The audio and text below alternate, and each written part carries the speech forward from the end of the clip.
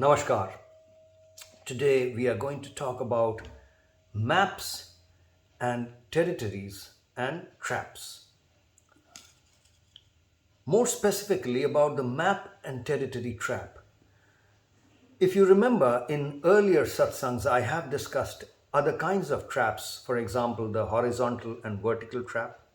If you remember the pre-trance trap, the traps are also fallacies. They are sometimes we call them fallacies or paradoxes. The pre-trance paradox or the pre-trance fallacy or the horizontal vertical fallacy, horizontal vertical paradox. In the same way, today also what we are discussing, you can think of it as a paradox or a fallacy or really a trap. Now, maps are nothing new that I need to explain. In fact, the way maps have been understood over the ages is already undergoing a phenomenal transformation because of smartphones. Smartphones, the way it's transforming almost everything, every aspect of life, it's also transforming and bringing to life the use of maps. Well, we have all been used to maps from our childhood, all as in if we have been part of school education in any way.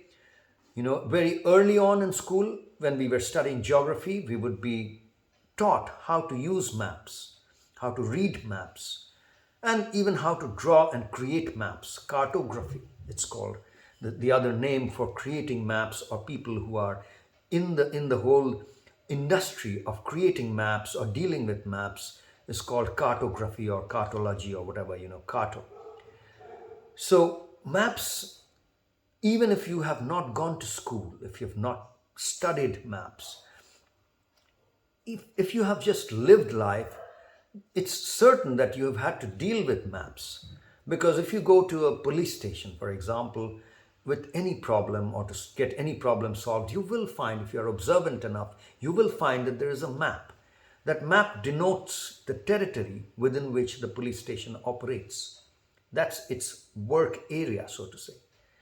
In the same way, if you go to a municipal corporation or if you go to a village panchayat or if you go to a town council, a city council, whatever is the administrative unit, you might find a district, you might go to a government official who is responsible for a particular district or a particular block within a district. All of these places are fundamentally run with the help of a map. The basic thing that the official needs to understand is his or her area of operation, the territory that this official or this manager is managing. It need not be just government officials. Every official who's in the marketing function of any company, any private company you're trying to market, you would actually demarcate the entire territory, the country or the world or the continent or the country into smaller territories, more handleable, manageable territories. And these territories would essentially be marked by a boundary. That boundary is the most basic element or unit of a map. Within the boundary, of course, there are other signages. Take, for example, you could take, if there's a hospital, if there's a school or a college or a government institution or even a private institution or just a natural phenomena like a hill or a river, or let's say there are roads, all of these are marked on the map one way or the other with legends, with symbols. Take the example of hospitals. Hospitals might be marked not by a fully drawn hospital, but just by a triangle. The triangle actually symbolizes a hospital. It is not the hospital. The hospital doesn't even look like a triangle. But the triangle is the mental map that has been created, a symbolism that has been created in order to denote hospital. So in the map, wherever you find triangles, you know that there is a hospital in that place. And there may be a blue triangle might denote a government-run hospital, and a green triangle might denote a privately run hospital. So a blue triangle and the colors have been used to denote two different types of reality. So symbols are used in maps to denote reality. The reality is very different. But to simplify the reality, because the reality is also very complex, there is so much within it that in order to simplify it, we use maps and symbols. Maps come with symbols. A map cannot be a map unless and until it has integrated a lot of different symbolism and symbols within it. Now, maps hence are very, very useful. They actually allow us, they help us to handle the complexity of the territory. The reality is very complex, it's not very easy to deal with. Any reality, and whether you take a small village or a little or a small locality or a town or a municipal area or a block or a city or a country or a district or a state or a continent or this whole planet globe, all of these get more and more and more complicated, and in order to administer them, to handle them, to manage them, to understand them, it's essential to use maps, basically, which are mental models or simplifications. So models, symbols, simplifications, they help us so much. They help us so much that we start using them all the time. All the time. So much so that very soon we lose track of the reality itself. It is very common to actually be so dependent on the map that we don't even need the reality. We kind of lose track and lose sight of the reality. And when that happens and we mistake the map as real, is when we say we have fallen into the map territory trap. Now, how is this connected with Karmyog for 21st Century and the Fit for Life program? How are these linked? Why am I in today's satsang talking about this map territory trap? Fundamentally, to establish that this Karmyog for 21st Century, when we say, this is also nothing but a map. The Fit for Life program itself, the sadhana paddhati, this routine, practice routine, this whole method, process of developing a daily practice, a daily routine which will help us deal with life, is nothing but a map.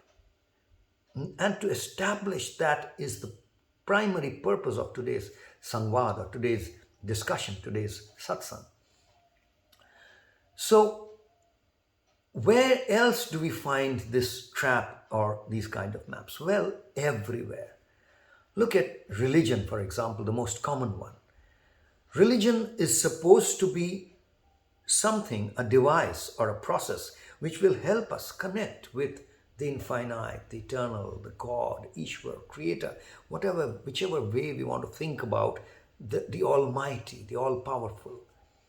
Now, because that's so complex and because it's not always easy, so we have devised the seers or the thought leaders or the rishis, the munis, the leaders, the scientists, the artists, the great thinkers who have realized God, who have actually experienced that Almighty, devised certain processes to help everyone go the same path.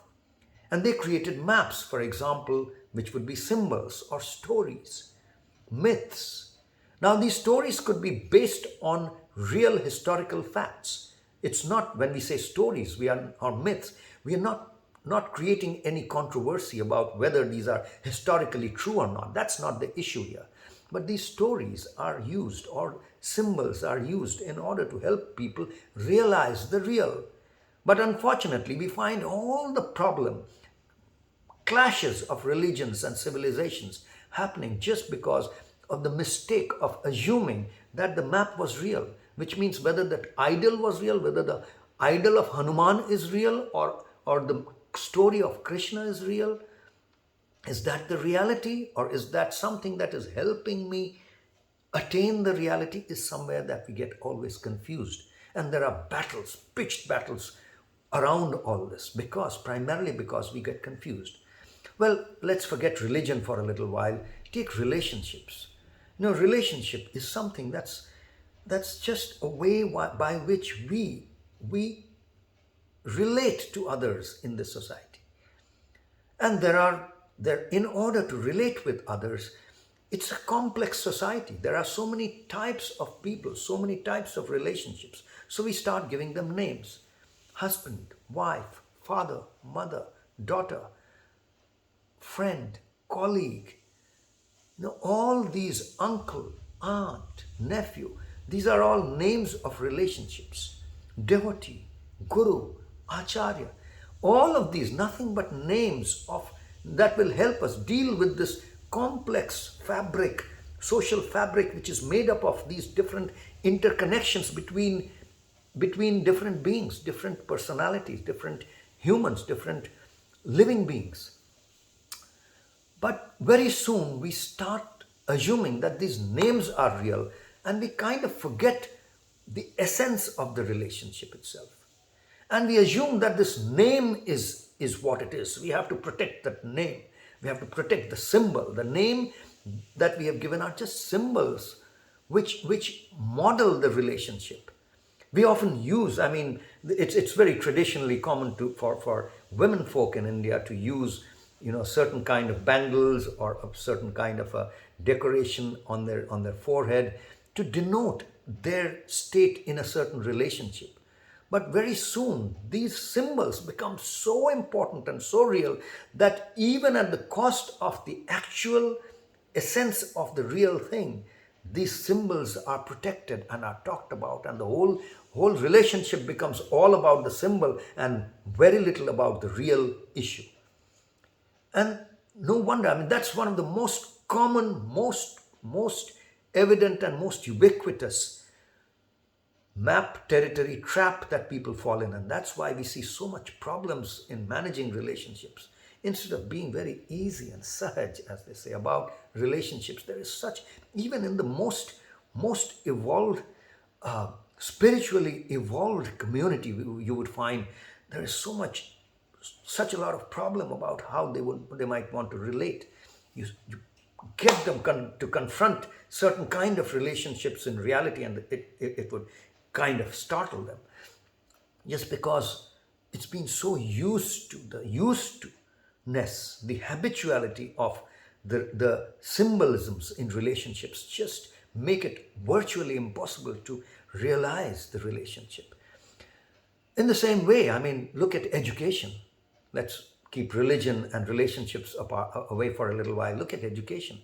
We see all around us, everyone is trapped by the map of certificates, of degrees. Whether are you a graduate, are you a high school pass, are you a primary school pass, are you a postgraduate, a PhD, this degree, that certificate. These are all which trap us.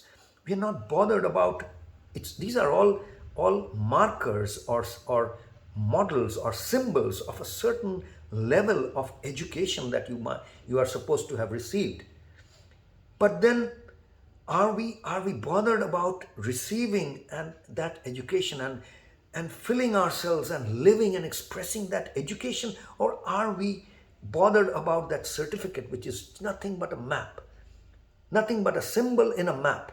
In the map of education, we have created these symbols, certificates and degrees, and today we are living for those certificates and degrees, and we have forgotten whether the real essence of education is happening at all or not. Institutions, students, teachers, administrative bodies, everyone is completely trapped in this map territory trap when it comes to education. So you would find this all around you. Linguistics is all about that. Here, I'm using language to communicate with you. It is just not possible for me to communicate without some form of symbolism, whether it is linguistics, vocal language, or my body language. Whatever it is, its linguistics is nothing but a map for us to deal with life, with reality, my experiences which I'm sharing. The only way to share this is to use the map of linguistics, of language. Now, I may be so crafty, so well versed with language, I use language so adroitly, so skillfully, that I kind of confuse myself that I am trying to communicate something an experience, a reality, an insight. That's the real thing. The language that I'm using is just a tool to help me. But sometimes if someone else is not so glib in using the words, this language or that language, and is stumbling or stuttering, but it's actually much more insightful and experienced, we kind of think that guy's not smart enough. The one who knows the language and can talk glibly is very smart. That becomes the definition of smart today, instead of the real definition of smart, which is really try to understand how experienced, how insightful the person is who's trying to express his insights and experiences through language. So just because we are not well versed with the language of the insights, so we kind of get caught up in the language of the vocal cords. And then we say this person is smart and that person is unsmart. So these are all traps that we fall in all the time. I've given some examples with the hope that as you are engaging in this sadhana paddhati, in this Karma Yoga for 21st century's program, Fit for Life program, you understand that the program, the reality is about life. We are saying it's fit for life. So life is the reality. That's what we are talking about here. The program, the name, the Karma Yoga for 21st century, the stamp, the logo, everything that we talk about, all these are maps they're important. It's very difficult to handle the reality without maps. So we are not demeaning or decrying the importance of maps. They are vital, they are important. You're using Google Maps today for your everyday needs, just to go from point A to point B. You need Google Maps. Well, that is a reality today. But the fact is, so the reality is that we need to use maps. The reality is that we do have a tendency to get trapped. And understand that as you use this map of Karma Yoga for 21st century to manage your life, to handle your life, don't get trapped by the map itself. That's very important to understand. That's all for today, folks. Take it easy and take care. Namaskar.